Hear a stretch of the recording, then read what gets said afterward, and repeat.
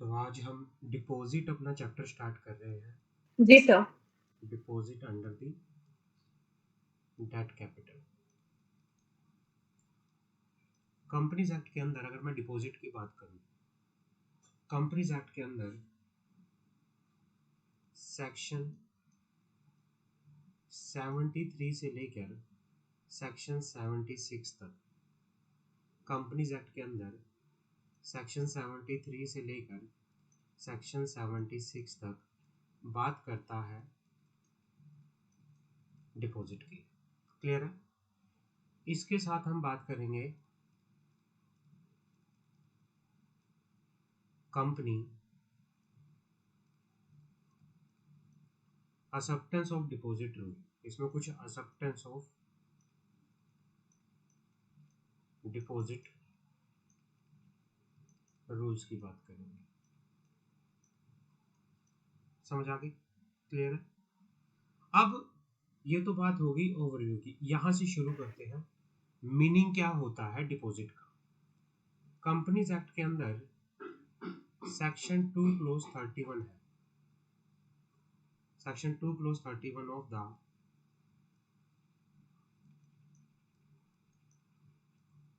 Companies act बात करता है किसकी? डिपॉजिट की। रेड विद रूल 2 सब रूल 1 क्लोज सी। डिपॉजिट का मतलब होता है, डिपॉजिट का मतलब होता है receipt of money, receipt of money by way of deposit or loan, by way of deposit or loan, or in any other form by a company, in any other form by a company, but does not include the following, but does not include the following।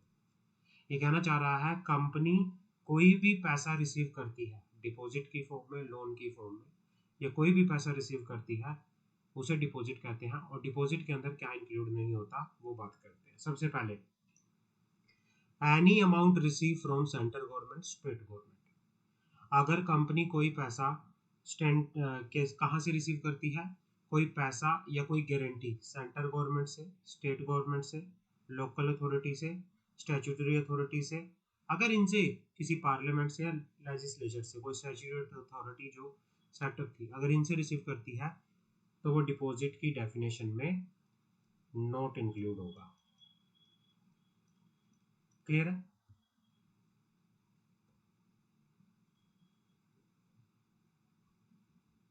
Ji sir. दूसरा, कोई भी company foreign government से, कोई भी company foreign government से, international bank से, किसी foreign international bank से, किसी मल्टीलेटरल फाइनेंशियल इंस्टीट्यूशन से, एशियन डेवलपमेंट बैंक से, कॉमनवेल्थ डेवलपमेंट कॉरपोरेशन से, international bank for industrial and foreign reconstruction से, फॉरेन गवर्नमेंट से, foreign government own development financial institution से, फॉरेन एक्सपोर्ट गारंटी एजेंसी से, foreign collaborator से, फॉरेन बॉडी कॉर्पोरेट से, किसी फॉरेन सिटीजन से, किसी फॉरेन अथॉरिटी से, पर्सन रेसिडेंट आउटसाइड इंडिया से, अगर कोई पैसा रिसीव करती है subject to the provision of foreign exchange management act 1999, वो भी किस में काउंट नहीं होगा, वो भी डिपॉजिट में काउंट नहीं होगा। क्लियर है? तीसरा point, any amount receive has a loan और a facility from any banking company और from state bank of India और from any of subsidiary bank from banking institution. किसी बैंकिंग कंपनी से, किसी स्टेट बैंक ऑफ इंडिया से, किसी bank की subsidiary से, किसी बैंकिंग इंस्टीट्यूशन से जिसको नोटिफाई किया गया है सेंट्रल गवर्नमेंट के द्वारा under section 51 of the banking regulation act 1949, or a corresponding new bank has defined under section 2 clause D of the banking company acquisition and transfer of undertaking act 1970, and under section 2 clause b of the banking company acquisition and transfer of undertaking act 1980 cooperative bank, कोई भी company किसी banking company से, किसी state bank of India से, किसी banking subsidiary से, किसी financial institution से या किसी दूसरी कोऑपरेटिव सोसाइटी से कोई पैसा रिसीव करता है तो वो भी डिपॉजिट की डेफिनेशन में इंक्लूड नहीं होगा। पहली तीन चीजें समझ आ गई। कोई पैसा आपको गवर्नमेंट से रिसीव हो रहा है, कोई पैसा आपको फॉरेन किसी बैंक से, किसी गवर्नमेंट से, किसी एशियन डेवलपमेंट बैंक से, किसी कॉमनवेल्थ डेवलपमेंट कॉरपोरेशन से, इंटरनेशनल बैंक से रिसीव हो रहा है, वो नहीं आएगा। बैंकिंग कंपनी से, स्टेट बैंक ऑफ इंडिया से, सब्सिडरी बैंक से, बैंकिंग इंस्टीट्यूशन से, कोऑपरेटिव सोसाइटी से, कोऑपरेटिव बैंक से रिसीव हो रहा है, वो भी इसमें इंक्लूड नहीं होगा। क्लियर है, समझ आ गई यहाँ पर?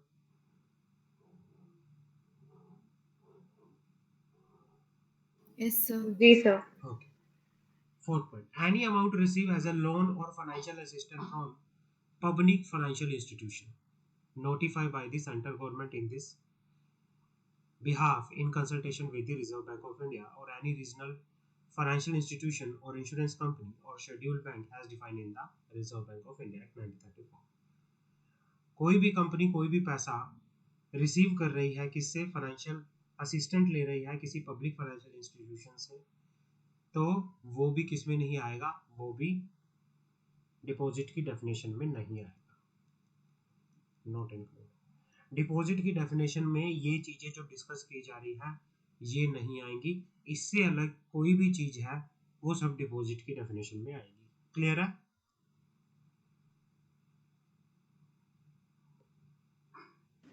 जी सर, जी क्लियर। सर। ये डिपॉजिट की बहुत इंपॉर्टेंट डेफिनेशन है, एक लेंथी डेफिनेशन है डिपॉजिट की जो आपको बड़े अच्छे से ध्यान से करनी है। और क्या नहीं आएगा डिपॉजिट की डेफिनेशन में, आपको ये ध्यान रखना है क्या क्या डिपॉजिट की डेफिनेशन में नहीं आता। अगर ये पता चल गया उससे अलग कोई भी अमाउंट होगा वो सब डिपॉजिट की डेफिनेशन में आएगा। Any amount receive against issue of commercial paper, कोई कमर्शियल पेपर इशू करके कोई अमाउंट रिसीव किया गया है। Commercial paper money market instrument होते हैं, मनी मार्केट इंस्ट्रूमेंट, अगर इनको इशू करके कोई पैसा कंपनी ने लिया है तो ये भी डेफिनेशन में इंक्लूड नहीं होगा डिपॉजिट की। Any amount receive by company from any company, अगर एक कंपनी ने किसी दूसरी कंपनी से पैसा लिया है ये भी डिपॉजिट की डेफिनेशन में नहीं आएगा। आगे बात करते हैं।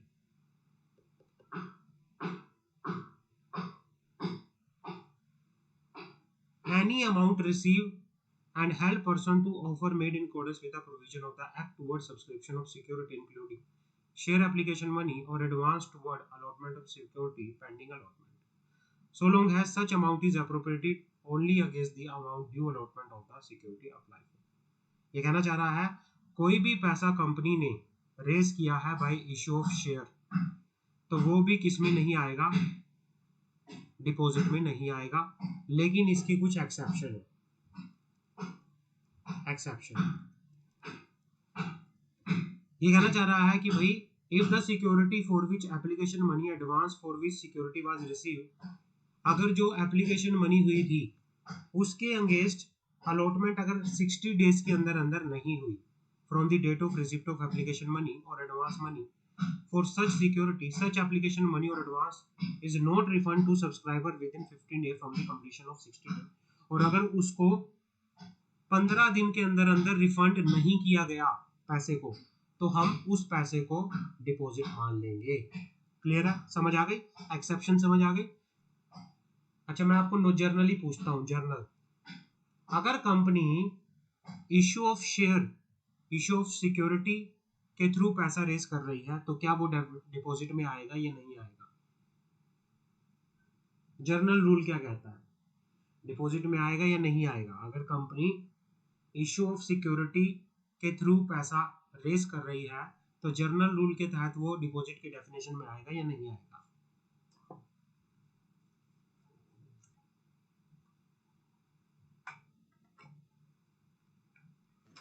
आएगा सर। नहीं आएगा। सर वो गवर्नमेंट थोड़ी है या फॉरेन थोड़ी है, बैंकिंग कंपनी भी नहीं है, वो तो सिक्योरिटी से इशू कर रही है ना।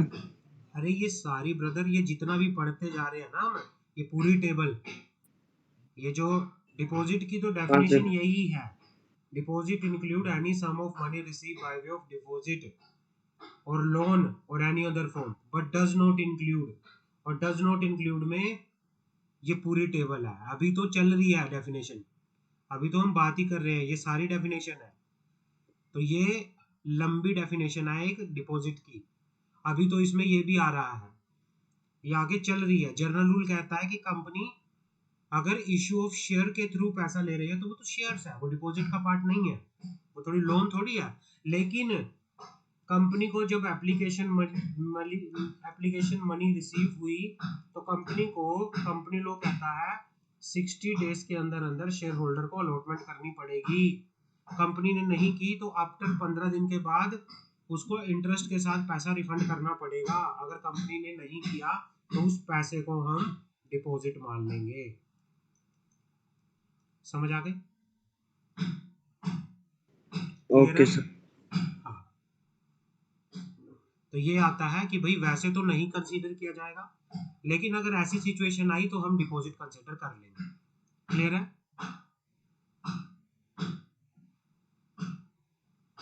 जी sir.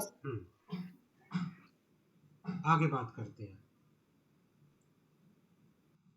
Any amount receive from a person at the time of receipt of the amount was a director of the company, relative of the director of a company, director of a private company। ये कहना चाह रहा है कि अगर किसी private company के director से या प्राइवेट कंपनी के रिलेटिव से कंपनी ने कोई पैसा लिया है किसी पर्सन से जो कि कंपनी का डायरेक्टर है या था, या कंपनी का रिलेटिव, कंपनी के डायरेक्टर का रिलेटिव है, अगर उससे कोई पैसा लिया है तो वो भी ऐड नहीं होगा, नॉट इंक्लूड। लेकिन इसकी भी क्या है, एक्सेप्शन है। इसकी भी क्या है, एक्सेप्शन। एक्सेप्शन क्या है, provided that the director of the company या relative of director of the private company has the case may be from whom the money is received furnished to the company at a time of giving the money declaration in writing to effect that amount is not being given out of the fund acquired by him by borrowing or accepting loan or deposit from other or any company shall disclose, and the company shall disclose the detail of money source accepted in the order। ये कहना चाह रहा है कि भाई वैसे तो अगर डायरेक्टर से या relative of director of private company से पैसा लिया है तो आपको क्या करना पड़ेगा, उस डायरेक्टर को या रिलेटिव ऑफ डायरेक्टर को डिक्लेरेशन देनी पड़ेगी, कंपनी को डिक्लेरेशन देनी पड़ेगी। डायरेक्टर क्या देगा डिक्लेरेशन में कि भाई जो ये पैसा मैंने दिया है कंपनी को, ये मैंने किसी से लोन पे लेके नहीं दिया, ये मेरा खुद का पैसा है। अगर वो लोन पे लेके दिया है तो वो डिपॉजिट माना जाएगा, अगर वो डायरेक्टर का खुद का पैसा है तो उसको डिपॉजिट में काउंट नहीं किया जाएगा। ये बात आपको ध्यान रखनी है। समझ आ गई? क्लियर है सर। हाँ, और क्या काउंट नहीं होगा, और बात करते हैं। Any amount raise by issue of bond debenture secured by first charge और charge ranking pari passu with the first charge or any asset referred in schedule 3 of the asset including a tangible asset of the company। ये कहना चाह रहा है कि कोई भी पैसा कंपनी ने रेज किया है बॉन्ड इशू करके, डिवेंचर इशू करके, और जो कि क्या है, कन्वर्टिबल है into share of company with in 10 year, वो भी क्या हो जाएगा, वो भी डिपॉजिट की डेफिनेशन में काउंट नहीं होगा। Provided that if such bond or debenture are secured by the charge of asset referred to in schedule 3 of the asset act excluding intangible asset, the amount of such bond debenture shall not exceed the market value of the asset as assessed by the register value। ये कहना चाह रहा है कि company ने कोई भी bond या फिर डिबेंचर इशू किया और जिसको सिक्योर किया गया by creating the charge on the asset of the company excluding the intangible asset, और जिसकी वैल्यू एसेट की मार्केट वैल्यू से ज़्यादा नहीं है तो उसको हम डिपॉजिट की डेफिनेशन में काउंट नहीं करेंगे, और जो कन्वर्टेबल हो जाएंगे विद इन 10 ईयर्स। क्लियर है? समझ आ गई? जी सर। आगे बढ़े। Yes sir. हाँ, any amount raise by Yes, sir, clear issue है। Of non convertible debenture. Company ने कोई नॉन कन्वर्टेबल डिबेंचर इशू किया है तो वो भी डिपॉजिट की डेफिनेशन में काउंट नहीं होगा, नहीं होगा। Any amount received from the employee of the company not exceeding the annual salary under a contract of employment with the company in nature of non interest bearing deposit. ये कहना चाह रहा है कि भाई अगर किसी कंपनी ने एम्प्लॉय से पैसा लिया है और वो पैसा उसकी एनुअल सैलरी से ज़्यादा नहीं है तो वो भी डेफिनेशन में काउंट नहीं होगा। क्लियर है? जी सर। हाँ। Any non interest bearing amount receive and held in trust. कोई non interest bearing amount company ने रिसीव किया है और उसको एक ट्रस्ट की तरह कंपनी, क्योंकि वो कंपनी का पैसा नहीं है, कंपनी ने अपने पास संभाल के रखा हुआ है, तो वो भी डिपॉजिट की डेफिनेशन में नहीं आएगा, उसको भी काउंट नहीं करेंगे। यहां तक कोई डाउट हो तो मुझे बताओ बच्चों। Gauri, Mansha and Saurabh, any doubt? No, sir. आगे बढ़े। No, sir. No doubt. Okay, आगे बढ़े। Any amount receive in course of और for the purpose of business of the company. कोई भी पैसा कंपनी ने बिजनेस पर्पस के लिए रिसीव किया है। कंपनी ने कोई पैसा एडवांस में रिसीव किया है किसी गुड को सप्लाई करने के पर्पस से या किसी सर्विस को प्रोवाइड करने के पर्पस से, एडवांस में पैसा ले लिया। Accounted for in any manner whatsoever provide that such advance is appropriate against supply of good और provision of service within a period of 365 days from the date of acceptance of advance, provided that in case of any advance which is subject to matter of any legal proceeding before any court of law, the said limit of 300 days shall not apply। ये कहना चाह रहा है, मान लो आपका कोई business है, आपका कोई बिजनेस है, मान लो कोई आप गुड्स डिलीवर करते हो, बेचते हो, आप कस्टमर ने आपको एडवांस दे दिया पैसा 1 लाख रुपए का, तो जो वो एडवांस आपको रिसीव हुआ है वो डिपॉजिट की डेफिनेशन में काउंट नहीं होगा। लेकिन एडवांस आपने ले लिया और 365 डेज हो चुके हैं, उससे ज़्यादा का टाइम हो गया है, अभी तक आपने उसको गुड्स नहीं डिलीवर करी, तो ये डिपॉजिट में काउंट हो जाएगा। क्लियर है? समझ आ गई? Yes, sir. Any doubt? जी सर। हाँ, लेकिन ये 365 की लिमिट तब अप्लाई नहीं होगी, मान लो इस एडवांस पैसे को लेके कोई कोर्ट में केस चल रहा है, तो कोर्ट केस के केस में फिर लिमिट अप्लाई नहीं होगी, फिर इसको हम डिपॉजिट नहीं मानेंगे, फिर ये अदर दैन डिपॉजिट में ही रहेगा। लेकिन 365 के डे से ज़्यादा हो चुका है, कोई कोर्ट केस नहीं था, अभी तक आपने गुड डिलीवर नहीं की, फिर वो डिपॉजिट का पार्ट बन जाता है। समझ आ गई? क्लियर है? Any doubt? क्लियर है सर। हाँ। दूसरा, कंपनी ने कोई एडवांस लिया है,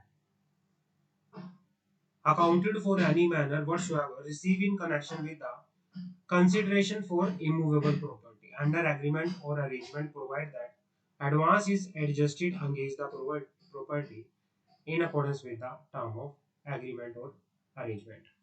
ये कहना चाह रहा है, कंपनी ने, मान लो कंपनी रियल एस्टेट सेक्टर में थी, कंपनी घर बना के बेचती थी, तो कंपनी ने कस्टमर से एडवांस में पैसा ले लिया और बोल दिया कि जब कंस्ट्रक्शन कंप्लीट हो जाएगी तब हम आपको घर दे देंगे, तो ये तो था, ये एडवांस, जो एडवांस लिया है ये डिपॉजिट में काउंट नहीं होगा।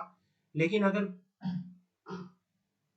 जो ये एडवांस था आपने लिया, लेकिन आपने एग्रीमेंट को फॉलो नहीं किया तो फिर ये डिपॉजिट की डेफिनेशन में काउंट होगा, अदरवाइज ये काउंट नहीं होगा। समझ आ गए?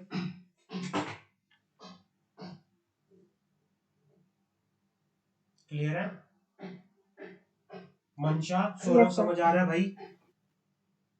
जी सर, क्लियर। जी सर, आ रहा है। Security deposit for the performance of contract of supply of good and provision of service। भाई कोई सिक्योरिटी डिपॉजिट आपने ली है, मान लो आप कहीं रेंट पे रह रहे हो, रेंट पे रूम लेने के लिए आपने 5000, मान लो 5000 रेंट पे कर दिया और 5000 सिक्योरिटी डिपॉजिट पे कर दी। जो ये सिक्योरिटी डिपॉजिट पे की है ये भी डिपॉजिट में काउंट नहीं होगी। क्लियर है? कोई भी एडवांस कंपनी ने किसी लॉन्ग टर्म प्रोजेक्ट के लिए लिया है तो वो भी काउंट नहीं होगा। कोई भी एडवांस कोई फ्यूचर में सर्विस प्रोवाइड करने के लिए लिया है तो वो भी डिपॉजिट में काउंट नहीं होगा।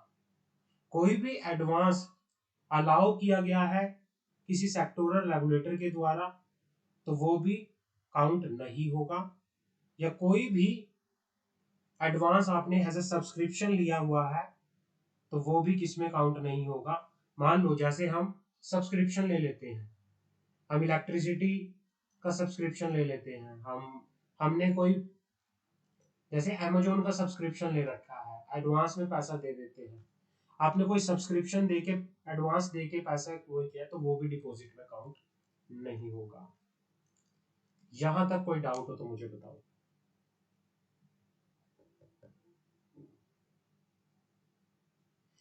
किसी का कोई डाउट तो मुझे बताओ। क्लियर है सर, यहाँ तक? क्लियर है sir. No sir. Gauri?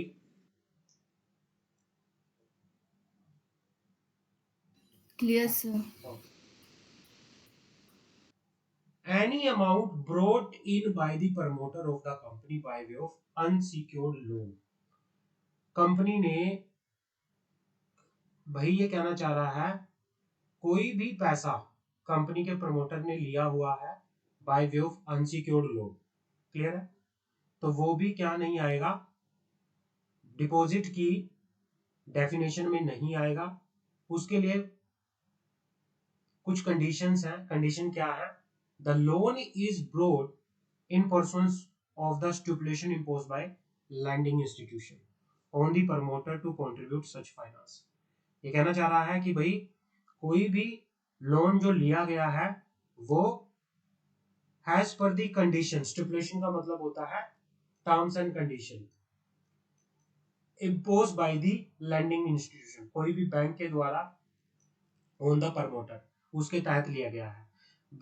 Landing institution, मान लो बैंक ने कोई भी जो टर्म्स स्टिपुलेट की थी प्रमोटर के ऊपर उसके अकॉर्डिंगली ही सब कुछ हुआ है। Loan is provided by the promoter themselves और बाय रिलेटिव और by both.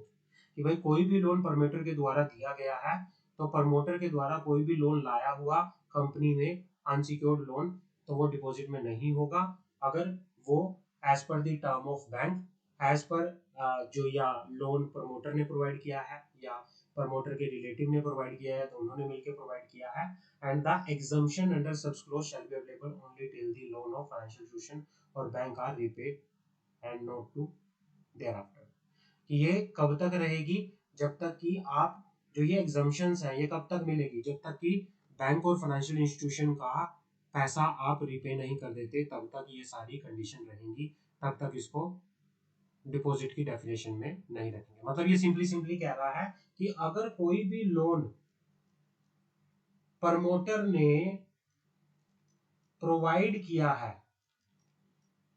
To the company तो ये भी किस में नहीं आएगा, ये भी हमारी डेफिनेशन में नहीं आएगा। क्लियर है? समझ आ गई? Any amount Yes. Accepted by Nidhi company, Nidhi company ने कोई अमाउंट एक्सेप्ट किया है वो भी इसमें नहीं आएगा, ये काट दो। Any amount received by way of subscription in respect of chit fund, chit fund के से कोई पैसा रिसीव किया है तो वो भी इसमें नहीं आएगा। कोई भी पैसा कलेक्टिव इन्वेस्टमेंट स्कीम से रिसीव किया गया है वो भी नहीं आएगा। कोई भी पैसा अमाउंट ऑफ 25 लाख रुपीस और more receive by startup company by way of convertible note. 25 lakh तक का पैसा किसी स्टार्टअप कंपनी ने कोई कन्वर्टिबल नोट इशू करके रेस किया हुआ है तो वो भी डिपॉजिट की डेफिनेशन में नहीं आएगा। कोई भी पैसा अल्टरनेट इन्वेस्टमेंट फंड जैसे real estate investment fund, mutual fund के थ्रू रेस किया गया है तो ये, अगर इनमें से कोई भी अमाउंट है डिपॉजिट की डेफिनेशन में नहीं आएगा। इससे अलग कोई भी पैसा है उसको हम डिपॉजिट की डेफिनेशन में काउंट करेंगे। जो डिपॉजिट की डेफिनेशन है वो एक नेगेटिव तरह से चलती है कि भाई ये चीजें अगर नहीं आती, जो इससे अलग जितना भी पैसा है वो डिपॉजिट की डेफिनेशन में आएगा, चाहे वो डिपॉजिट की फॉर्म में हो, लोन की फॉर्म में हो, वो सब आएगा। क्लियर है? समझ आ गई? हो जाएगा याद? यहां तक हो जाएगा याद? ये जी एक सर। अच्छी डेफिनेशन, सर। बड़ी डेफिनेशन है डिपॉजिट की जो आपको याद करनी है और बड़े ध्यान से याद करनी है, एक एक चीज को समझ के याद करनी है। आपसे पूछ सकते हैं, ओएमआर में भी पूछ सकते हैं, प्लस सब्जेक्टिव आपके पेपर में भी लिखने में भी आ सकता है, तो बड़े ध्यान से आपको पढ़ना है। क्लियर है? अब हमारे पास आती है अगली definition, meaning of depositor. Meaning of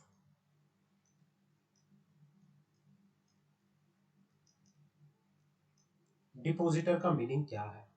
जो डिपॉजिटर की डेफिनेशन है वो रूल 2 सब रूल 1 क्लोज डी में बताई हुई है। Of the company acceptance of deposit rule, acceptance of deposit rule 2014। यहाँ पे डिपॉजिटर का मतलब क्या होता है? दो चीजें होती है। Any member of the company, depositor means any member of the company, any member of the company who has made deposit with the company, who has made deposit with the company in accordance with the provision of section 73 as per section 73 subsection. पहला point समझ आ गया कि company का कोई भी member मतलब share holder जिसने deposit किया है कंपनी के पास, who had made deposit with the company in accordance with section 73। दूसरा क्या है? Any person who has made a deposit, any person who has made a deposit with a public company, with a public company in accordance with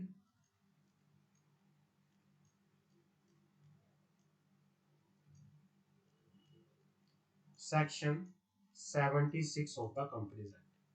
पहली definition क्या है? कोई भी member जिसने deposit किया हुआ है कंपनी के पास as per section 73, and any person means public, यहाँ पे पब्लिक है, कोई भी पर्सन जिसने डिपॉजिट किया हुआ है किसी पब्लिक कंपनी के पास in accordance with section 76।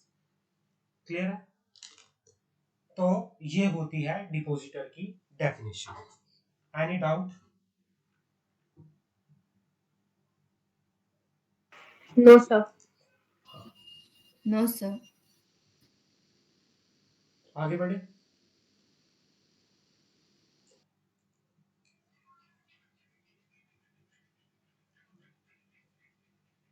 Yes sir.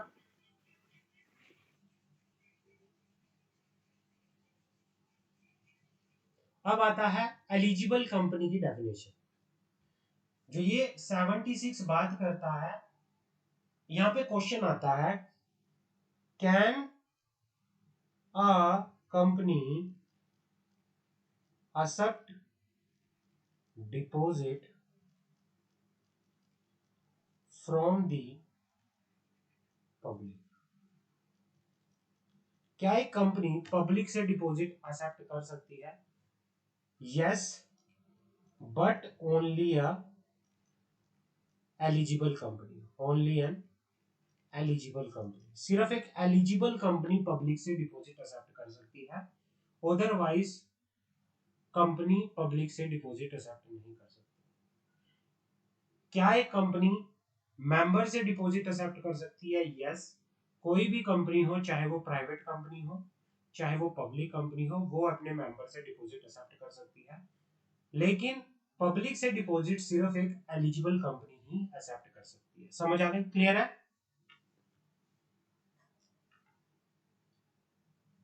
Yes, sir. जी सर। तो यहाँ पे एलिजिबल कंपनी क्या होती है? एलिजिबल कंपनी क्या होती है? कौन सी कंपनी पब्लिक से डिपॉजिट एक्सेप्ट कर सकती है? सेक्शन 76 सबसेक्शन 1 के अंदर एलिजिबल कंपनी की डेफिनेशन दी हुई है। Eligible company means a public company. सबसे पहले तो एलिजिबल कंपनी पब्लिक कंपनी होनी चाहिए। एलिजिबल कंपनी क्या होती है? एलिजिबल कंपनी एक पब्लिक कंपनी है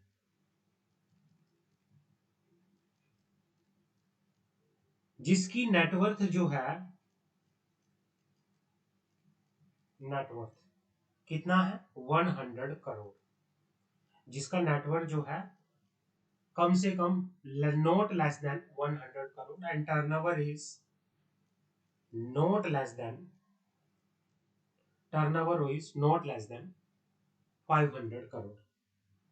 जिसका नेटवर्थ या तो 100 करोड़ या उससे ज्यादा है, या टर्नओवर 500 करोड़ या उससे ज्यादा है, या फिर which has and which has obtained the prior consent of the company in the general meeting by way of special resolution and also filed the said resolution with the ROC before making any invitation to the public for acceptance of deposit. However, eligible company which is accepting deposit within the limit specified under section 180 subsection 1 clause C may accept deposit by way of ordinary resolution.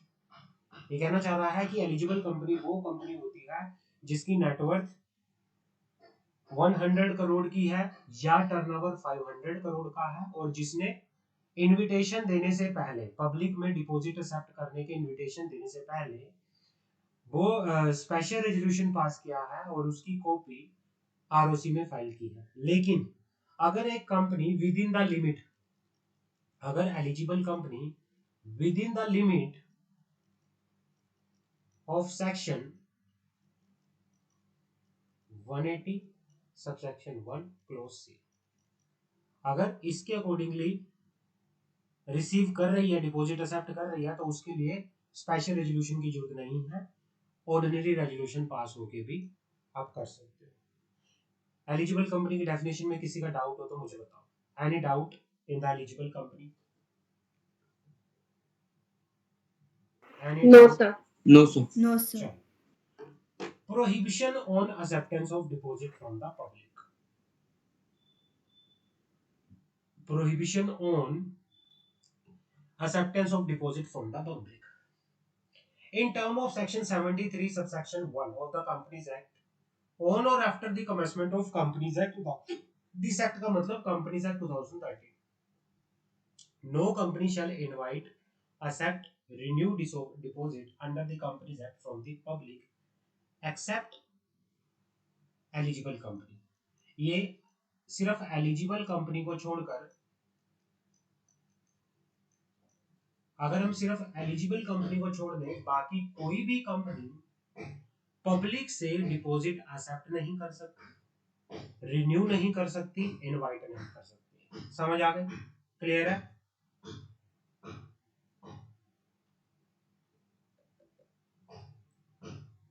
Yes, sir. जी sir.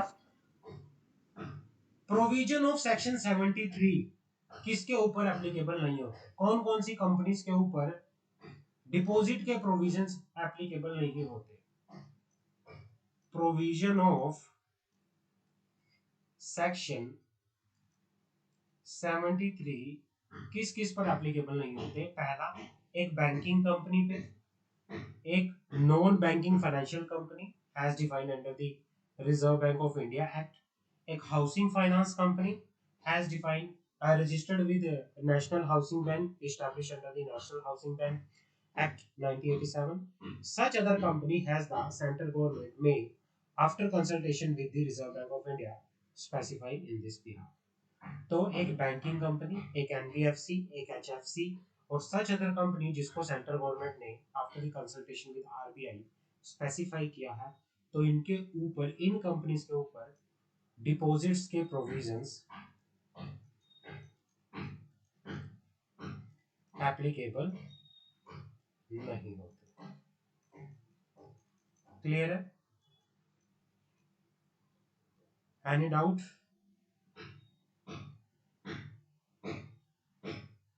Any doubt? No, sir. आगे बढ़े।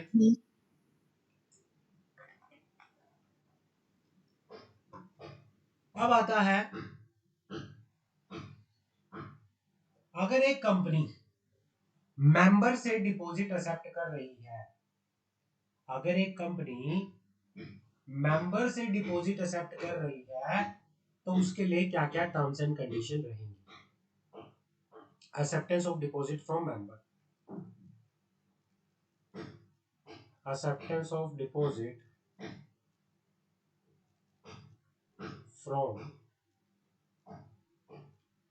members.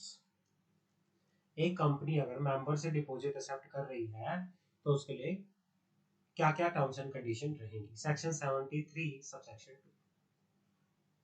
A company may, subject to the passing of resolution in the general meeting and subject to the such rule as may be prescribed in consultation with the Reserve Bank of India, accept deposit from its member on such terms and conditions, including the provision of security, if any, or for repayment of such deposit with interest, as the case may be, agreed upon between the company members, subject to fulfillment of such condition. अगर कोई भी company member से deposit accept कर रही है, तो पहली condition होगी स्पेशल रेजोल्यूशन पास करना पड़ेगा, स्पेशल रेजोल्यूशन पास करना पड़ेगा जनरल मीटिंग के अंदर। दूसरा, सिक्योरिटी क्रिएट करनी पड़ेगी, क्रिएशन ऑफ सिक्योरिटी। समझ आ गई? और बाकी कुछ कंडीशन है, एक एक करके याद करते हैं, पढ़ते हैं।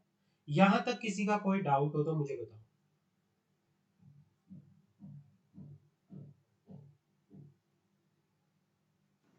No, clear sir. है सर यहाँ तक? No, sir, clear. सबसे पहली कंडीशन क्या होती है? जब भी कंपनी डिपॉजिट एक्सेप्ट करती है, तो सबसे पहले कंपनी क्या करेगी? जैसे शेयर इशू करते हैं, तो शेयर इशू करते टाइम क्या इशू किया जाता है? सबसे पहले जब कंपनी शेयर इशू करती है, तो शेयर Prospectus. यस, जैसे प्रोस्पेक्टस इशू किया जाता है, सेम कंपनी क्या करेगी? इशू करेगी circular. Issuance of circular to member, including therein statement showing the financial position of the company, credit rating obtained, total number of depositor, amount due toward depositor in respect of previous deposit accepted by the company, such other particular in form DPT 1. जो ये circular होगा, ये form DPT 1 के अंदर होगा। इसमें जो circular issue किया जाएगा, ये मेंबर को इशू किया जाएगा, और इसमें क्या बताया जाएगा? इसमें बताया जाएगा फाइनेंशियल पोजीशन कंपनी की क्या है, क्रेडिट रेटिंग कंपनी की क्या है, total number of existing depositor कितने हैं, अगर कंपनी ने कोई ऑलरेडी डिपॉजिट एक्सेप्ट किया हुआ है, तो कितना पैसा अभी उनका पेंडिंग है। ये सारे के सारे सर्कुलर के अंदर, जो सर्कुलर होगा फॉर्म DPT 1 के अंदर होगा, ये मेंशन करना पड़ेगा। पॉइंट नंबर 1 क्लियर है? Yes, sir. Point number ji sir. 2। Yes, sir. Point number 2. Filing a copy of the circular along with the statement with ROC within 30 days before the date of issue of circular. अब circular की copy जो है ROC में 30 दिन पहले, member को issue करने के 30 दिन पहले ROC में फाइल कर देंगे। Filing the copy of circular along with statement with the ROC within 30 days before the date of issue of the circular. Clear? यहां तक कोई डाउट?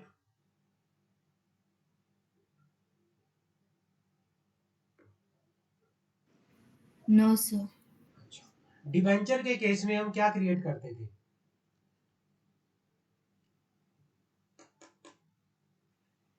डिबेंचर के केस में क्या क्रिएट होता है? डिबेंचर डीड, क्या? सर डीड, डिबेंचर जब डीड, रिडम्पशन की बात करते थे तो क्या क्रिएट होता था?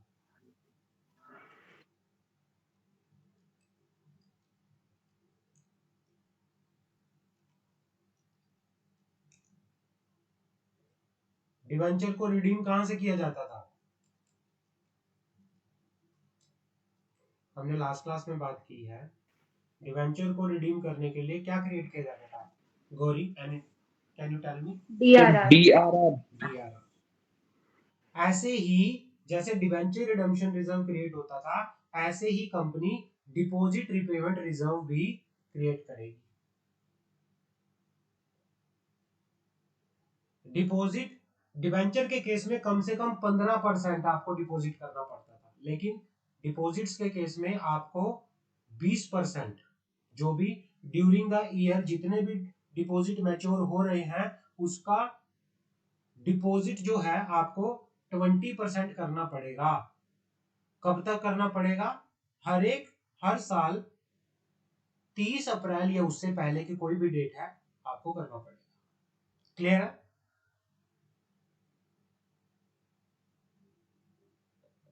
यस सर,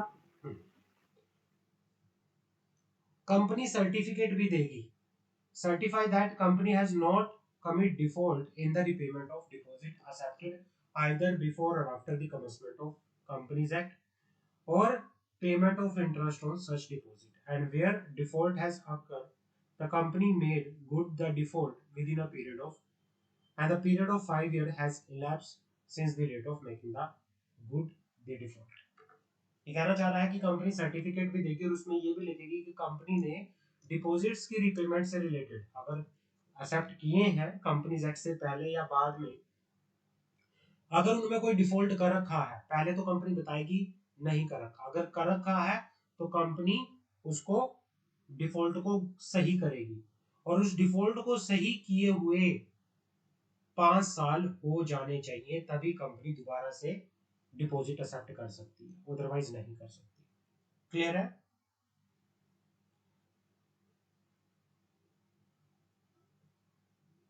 यस सर, जी sir. Provided security if any for the due repayment of the amount of deposit or interest thereon, including the creation of such charge on the property of asset of the company। और आप अगर आपको deposit accept किया है उसकी repayment के लिए आप कोई सिक्योरिटी क्रिएट करते हैं, तो आप कोई चार्ज क्रिएट कर रहे हैं तो उसके बारे में भी आप प्रॉपर बता के चलोगे, आप सिक्योरिटी क्रिएट करके यहाँ पर चलोगे। सबसे पहले सर्कुलर इशू किया जाएगा, सर्कुलर इशू करने से 23 दिन पहले आपको आरओसी में बताना पड़ेगा। उसके बाद क्या होगा, आप डीआरआर क्रिएट करोगे, डिपॉजिट रिपेमेंट रिजर्व, सर्टिफिकेशन दोगे और सिक्योरिटी क्रिएट करोगे। तो ये आपका मेंबर से अब जब आप डिपॉजिट एक्सेप्ट करोगे तो ये कंडीशंस आपकी होनी चाहिए। क्लियर है? यहां तक किसी का कोई डाउट यस हो तो सर, मुझे बताओ, यहां तक किसी का कोई डाउट हो तो मुझे बताओ। No sir. Acceptance of deposit based on time period. अब टाइम पीरियड की बात करते हैं, आप मैक्सिमम टू मैक्सिमम कितने साल के लिए डिपॉजिट एक्सेप्ट कर सकते हो? Acceptance of deposit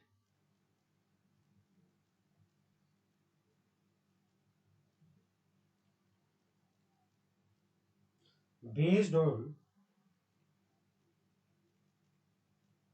time period, no company referred to in section 73 subsection 2 and no eligible company accept, renew any deposit whether secured or unsecured which is repayable on demand or upon receiving a notice within a period of less than 6 months। मतलब minimum period of deposit कितना होगा, कम से कम आप कितने time के लिए deposit accept कर सकते हो? 6 मंथ्स के लिए, एंड मैक्सिमम टू मैक्सिमम आप 36 मंथ्स के लिए डिपॉजिट एक्सेप्ट कर सकते हो। डिपॉजिट आप मिनिमम कितने दिन के लिए एक्सेप्ट कर सकते हो? 6 मंथ्स के लिए एक्सेप्ट कर सकते हो, और मैक्सिमम टू मैक्सिमम कितने टाइम के लिए आप एक्सेप्ट कर सकते हो? 36 मंथ्स के लिए। क्लियर है? Yes, sir. हाँ, ये कहना चाह रहा है बाकी आगे, however a company may for the purpose of meeting any short term requirement of fund accept or renew deposit for a payment earlier than 6 months from the date of deposit or renewal as the case may be। ये कहना चाह रहा है अपनी short term fund requirement के लिए company less than, earlier than का मतलब क्या है? लेस देन 6 मंथ्स के लिए भी किसी डिपॉजिट को एक्सेप्ट या रिन्यू कर सकती है। उसके लिए कुछ कंडीशन आपको फॉलो करनी पड़ेगी। क्या कंडीशन है? Such deposit shall not 10% of the shall not exceed 10% of the aggregate of the paid up share capital free reserve security premium account of the company। अगर कंपनी को शॉर्ट टर्म रिक्वायरमेंट को पूरा करने के लिए कोई deposit accept करना है, डिपॉजिट, और उसका पीरियड जो है वो लेस देन है 6 मंथ के, तो आप एक्सेप्ट कर सकते हो, लेकिन वो deposit 10% of the paid up share capital free reserve security premium account से ज्यादा नहीं होना चाहिए। Such deposit are repayable not less than 3 month from the, और कम से कम आप 3 महीने के अंदर अंदर उसको क्या करोगे? Such deposit are repayable not earlier than 3 month from the date of such deposit और रिन्यू, मतलब मिनिमम पीरियड कितना रहेगा? कम से कम 3 महीने का रिपेमेंट आप इतना कर सकते हो, कम से कम। क्लियर है? 3 महीने Yes, के लिए sir. आपको मिल सकता है। यहां तक कोई डाउट हो तो मुझे बताओ। किसी No, sir. बच्चे का नो यहां सर। तक कोई डाउट, किसी को किसी प्रकार की यहां Yes, तक sir. कोई दुविधा, कोई परेशानी, कोई दिक्कत?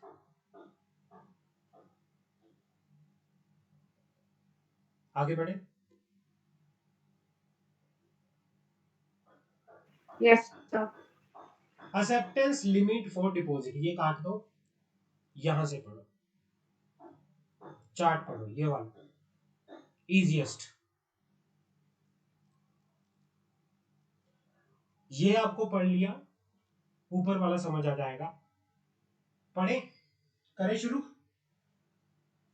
चलो। जी सर। जी सर। क्वांटम ऑफ, कौन कौन सी कंपनी कितनी कितनी लिमिट तक का डिपॉजिट एक्सेप्ट कर सकती है? एक सबसे पहले बात करते हैं एलिजिबल कंपनी की।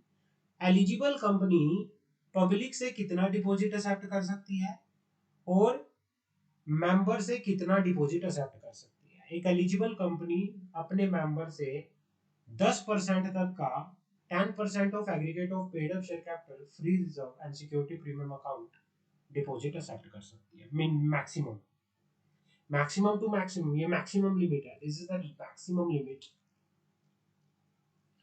एक एलिजिबल कंपनी मेंबर से जो डिपॉजिट एक्सेप्ट कर सकती है वो 10% of aggregate of the paid up share capital free reserve security premium account accept कर सकती है।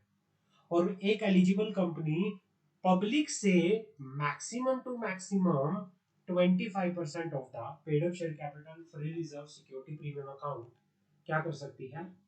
एक्सेप्ट कर सकती है। क्लियर है? आपका मान लो paid up share capital 500 crore का है, फ्री रिजर्व 10 करोड़ का है, सिक्योरिटी प्रीमियम अकाउंट 5 करोड़ का है, टोटल कितना हो गया? 151 करोड़। 151 करोड़ आपका टोटल है। एलिजिबल कंपनी मेंबर से कितना एक्सेप्ट कर सकती है? एलिजिबल कंपनी मेंबर से 25%. कितना एक्सेप्ट कर सकती है? मेंबर से एलिजिबल कंपनी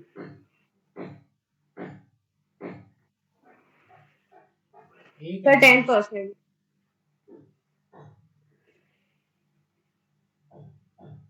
क्या कह रहे हो?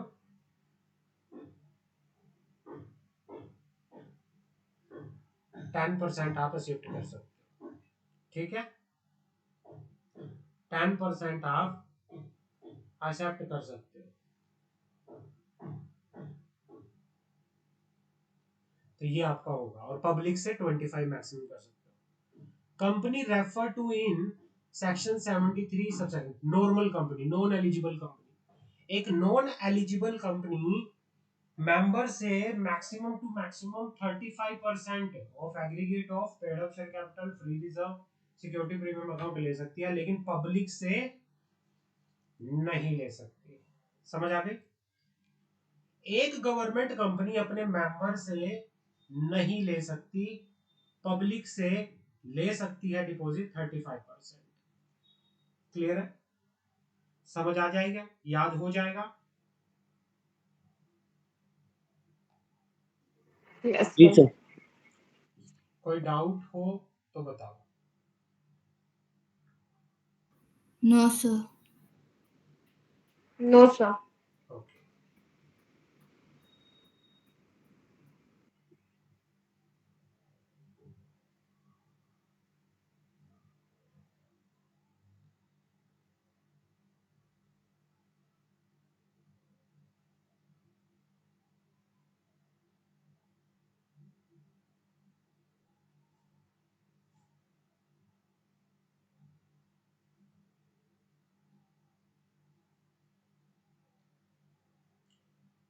आगे बढ़े।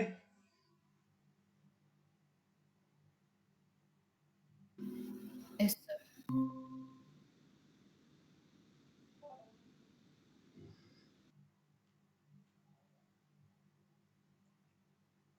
ये काट दो, आगे बढ़ते हैं।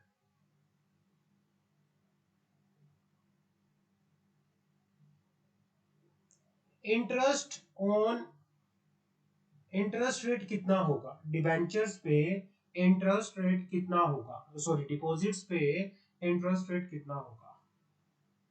No company refer to subsection 2 of section 73 of the section or any eligible company shall invite or accept or renew any deposit in any form carrying a rate of interest or pay brokerage thereon at a rate exceeding the maximum rate of interest brokerage prescribed by the Reserve Bank of India for acceptance of deposit by non-banking financial company।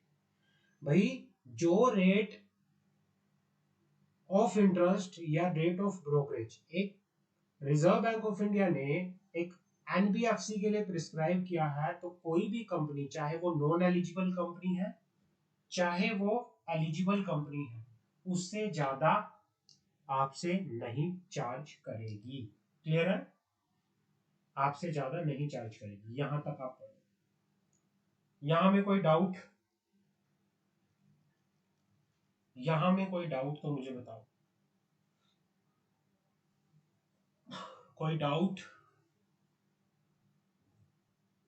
No, sir. No sir. No, sir.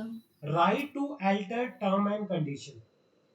Company shall not reserve to itself either directly indirectly a right to alter to the prejudice or disadvantage of the depositor any of the terms and condition of the deposit, deposit trust deed, deposit insurance contract, any circular, after circular or circular in form of advertisement issue or deposit are accepted।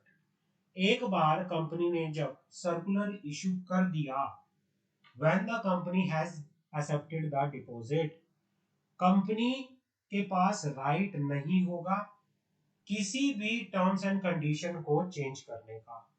Deposit से related जो भी terms and condition है, जो deposit trust deed में बताई गई हैं या डिपॉजिट इंश्योरेंस कॉन्ट्रैक्ट में बताई गई हैं, किसी भी टर्म्स एंड कंडीशन को जो कि डिपॉजिट के इंटरेस्ट के अगेंस्ट है, जो कि डिपॉजिट के लिए डिसएडवांटेजेस है, ऐसी किसी भी टर्म्स एंड कंडीशन को कंपनी अल्टर नहीं करेगी अपनी मर्जी से। क्लियर है? Yes, sir. Credit rating. Credit rating का मतलब क्या होता है? कोई भी कंपनी डिपॉजिट एक्सेप्ट कर रही है, एवरी एलिजिबल कंपनी, ये कहना चाह रहा है कि एलिजिबल कंपनी पब्लिक से डिपॉजिट एक्सेप्ट कर रही है। Every eligible company shall obtain at least once in a year, हर साल एक बार साल में क्रेडिट रेटिंग ऑब्टेन करेगी for deposit accepted by the it, कि भाई जो डिपॉजिट उसने अपने एक्सेप्ट कर रखे हैं उसके रिगार्डिंग साल में एक बार क्या करेगी, क्रेडिट रेटिंग लेके चलेगी। जैसे हमारा सिविल स्कोर होता है, कंपनीज की क्रेडिट रेटिंग होती है। समझ आ गई? Every eligible company shall obtain at least once in a year credit rating for deposit accepted by it. Copy of the rating shall be sent to the ROC along with return of deposit in form DPT3. और जो ये copy of वो rating है, company इसको ROC में क्या करेगी, file करेगी फॉर्म DPT3 के साथ। क्लियर है? समझ आ गई? जी Yes, sir. sir. Point number B. The credit rating referred to in the clause A shall not be below the minimum investment grade rating or other specified rating fixed for deposit for any one of the approved credit rating agency has specified for non-NBFC company, non-banking company acceptance of deposit rule, कि भाई जो minimum credit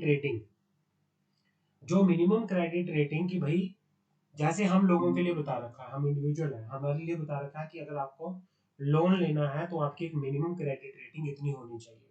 ऐसे ही companies की भी एक minimum credit rating होती है कि भाई अगर किसी को डिपॉजिट एक्सेप्ट करना है तो उसकी क्रेडिट रेटिंग जो आरबीआई ने एनबीएफसीज के लिए स्पेसिफाई की गई है उससे बिलो नहीं होनी चाहिए। अगर उससे बिलो हुई तो नहीं एक्सेप्ट कर सकते डिपॉजिट। क्लियर है? Any doubt? No, sir. Clear है सर। Yes, sir. Clear है। यहाँ तक किसी प्रकार का कोई डाउट आप बच्चों का तो मुझे बताओ। यहाँ तक कोई डाउट हो तो मुझे बताओ। No, sir. क्लियर है?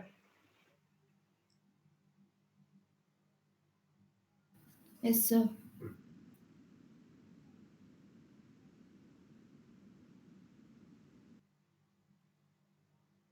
ये वाला पॉइंट थोड़ा लंबा है, लेंथी हो जाएगा ये हमारा इस क्लास में, और ये पूरा आगे फिर रूल्स चलेंगे तो इसमें हमारी एक क्लास और लगेगी पूरा समझाने में, क्योंकि थोड़ा टेक्निकल है, आराम आराम से मुझे आप लोगों को करवाना पड़ेगा। तो इसमें हमारा एक क्लास और लगेगी और एक क्लास के बाद ये हमारा चैप्टर कंप्लीट हो जाएगा डिपॉजिट वाला। क्लियर है? Yes, sir. यहाँ तक कोई डाउट हो तो मुझे बताओ। अभी तक जितना हमने किया, किसी को की कोई डाउट है तो मुझे बताओ, अदरवाइज फिर हम No, इसको sir. क्लोज No करते doubt. हैं। नेक्स्ट क्लास में इस चैप्टर को हम फिनिश कर देंगे डिपॉजिट वाले को, फिर हम नया चैप्टर करेंगे उसके बाद, तो ये हमारा कंप्लीट हो जाएगा नेक्स्ट क्लास के अंदर। क्लियर है? समझ आ गई? तो इसको नेक्स्ट क्लास में हम कंप्लीट कर देंगे चैप्टर को, ठीक है ना? Yes, sir. हाँ, थोड़ा टेक्निकल चैप्टर है ये, Okay, sir.